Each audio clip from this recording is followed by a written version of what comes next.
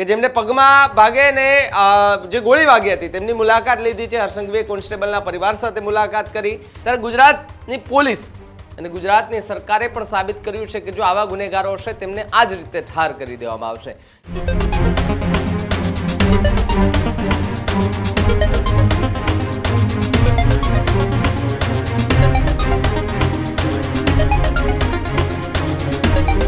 સમાચારોમાં આગળ વાત કરીએ તો સમાચાર ગાંધીનગરથી સામે આવી રહ્યા છે કે જ્યાં જે સાયકો કિલર કે જેના દ્વારા એક હત્યા કરવામાં આવી અને હત્યા બાદ એ ચકચાર મચી ગઈ અને ત્યારબાદ જ્યારે એને રિકન્સ્ટ્રક્શન માટે પોલીસ લઈ આવે છે તો એ પોલીસની સર્વિસ રિવોલ્વર એ છીનવીને ફાયરિંગ કરે છે. આ ફાયરિંગ કર્યા બાદ પોલીસ જે છે તેમનું એન્કાઉન્ટર કરી નાખે છે.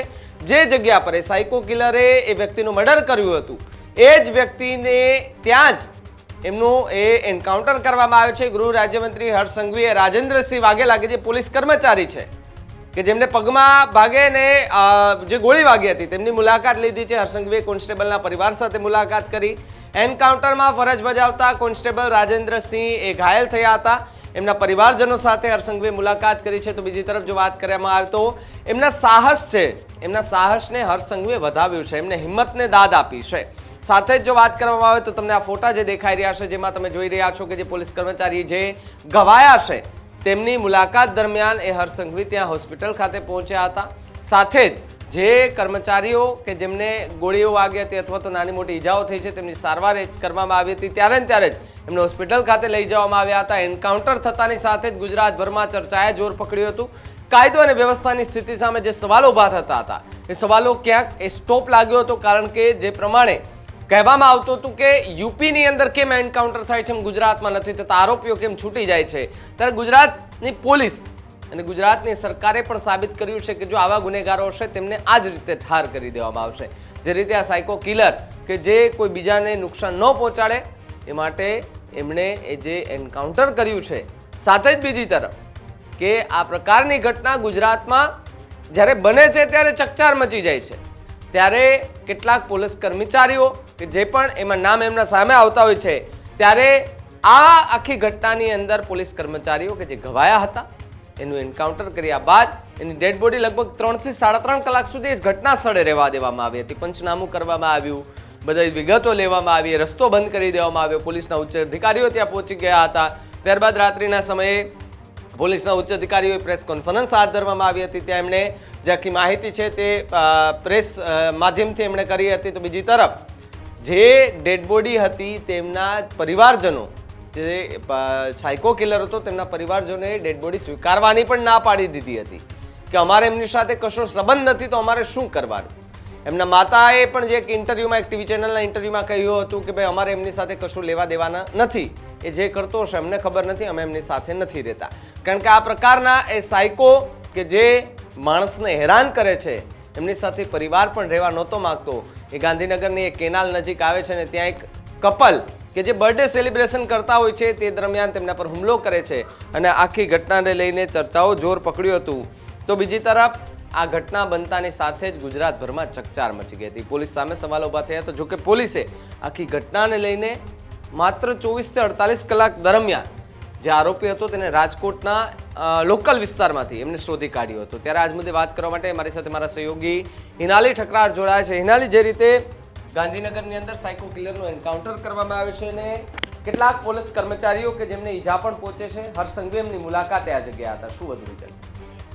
બિલકુલથી ભાવિક, સમગ્ર ગુજરાતમાં ચકચાર મચાવનાર અડાલજ નર્મદા કેનાલ પર લૂંટ વિથ મર્ડર કેસ જે સૌથી વધારે અત્યારે ચર્ચાનો વિષય બન્યો છે, જ્યાં સાયકો કિલર વિપુલ પરમારના પોલીસ એન્કાઉન્ટર દરમિયાન ઘાયલ થયા હતા પોલીસ કોન્સ્ટેબલ જેમનું નામ છે રાજેન્દ્ર વાઘેલા. તેમને મળવા માટે રાજ્યના ગૃહમંત્રી હર્ષ સંઘવી અને અન્ય પોલીસ અધિકારીઓએ તેમને હોસ્પિટલમાં મળવા ગયા, તેમના ખબર અંતર પૂછ્યા અને પરિવારજનોને હિંમત આપી. હર્ષ સંઘવીએ પોતાના ટ્વીટમાં પણ આ વાતનો ઉલ્લેખ કરતા તેમણે બહુ સ્પષ્ટ રીતે લખ્યું હતું કે તેમની હિંમત એટલે કે પોલીસ અધિકારી જે પોલીસ કોન્સ્ટેબલ છે અને પોલીસ વિભાગની હિંમત અને ફરજ પ્રત્યેની નિષ્ઠા અને સુરક્ષા માટેની પ્રતિબદ્ધતા ખરેખર પોલીસ સેવાના શ્રેષ્ઠ મૂલ્યો દર્શાવે છે. તેઓ જલ્દી ઉત્તમ સ્વાસ્થ્ય પ્રાપ્ત કરે તેવી શુભેચ્છાઓ પણ ગૃહ રાજ્યમંત્રીએ પાઠવી હતી. હવે ધ્યાનથી આ વાતને સમજીએ સમગ્ર ઘટનાક્રમને તો જે જે 24 સપ્ટેમ્બરના રોજ એન્કાઉન્ટર થયું હતું તે દરમિયાન ઈજાગ્રસ્ત જે પોલીસ જવાન હતા તેમને સારવાર અર્થે ખસેડવામાં આવ્યા હતા. આ એન્કાઉન્ટર દરમિયાન સાયકો કિલર પોલીસ પાસેથી બંદૂક ઝૂંટાવી પલાયન થઈ જતો હતો અને દરમિયાન સામે ગોળીબાર થયો હતો, જેમાં 2 જેટલા પોલીસ જવાનોને ઈજા થઈ હતી. હવે આ એકચ્યુઅલી જે ઘટનાક્રમ છે અત્યારે ચર્ચાનો વિષય એટલા માટે બી છે કે જે આરોપી હતો એ આરોપીના ઉપર ઓલરેડી આના પહેલા પણ ઘણા બધા જે ગુનાઓ છે તેને લઈને વાતચીત કરવામાં આવી હતી.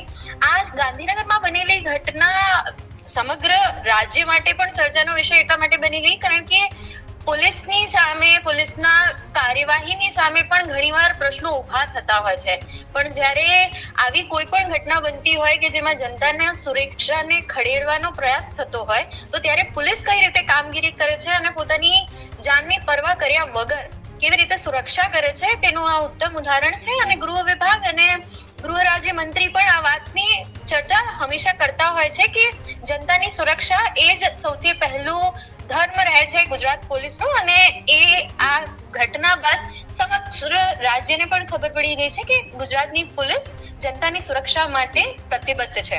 જી ભાવિક. જી હિનાલી, ખૂબ ખૂબ આભાર જોડાવા બદલ. તો જે પ્રમાણે ગાંધીનગરની ચકચારી ઘટના અને ચકચારી ઘટનામાં જે પ્રમાણે સમાચારો મળ્યા હતા કે ભાઈ પોલીસે એન્કાઉન્ટર કર્યું છે, આ એન્કાઉન્ટરના સમાચાર મળતાની સાથે જ ગુજરાતભરમાં ચર્ચા જાગી અને સાથે જ પોલીસ પર એ જે સવાલો જે લોકો ઊભા કરતા હતા ને તેમના મોઢા કદાચ સિવાય ગયા હશે, કારણ કે જે લોકો પોલીસ સામે સવાલો એ સમયે ઊભા કરતા હતા તે સમયે કદાચ એમને અભિનંદન પાઠવતા હશે કે જો પોલીસે જે કામ કર્યું છે ને ખૂબ સારું કામ કર્યું છે. આવા સાયકો કિલરોને આ જ રીતે એમને સજા મળવી જોઈએ. એની કર્મોની સજા એમને ત્યાં જ મળી કે જેણે જ્યાં એ વ્યક્તિની હત્યા કરી હતી. એટલે આખી ઘટનાની અંદર જે પ્રમાણે અત્યારે જે પોલીસ કર્મચારીઓ ઘવાયા હતા અપોલો હોસ્પિટલમાં એમને દાખલ કરવામાં આવ્યા હતા, સાથે જેમની સારવાર ચાલી રહી છે એમના પરિવારજનોને હરસંઘવી મળવા ગયા હતા, સાથે જેમની હિંમતને દાદ આપી હતી. અને હવે આગામી સમયમાં આખી ઘટનાને લઈને શું નવી ઇન્ક્વાયરી થાય છે એ સમય આવતા જ ખબર પડશે.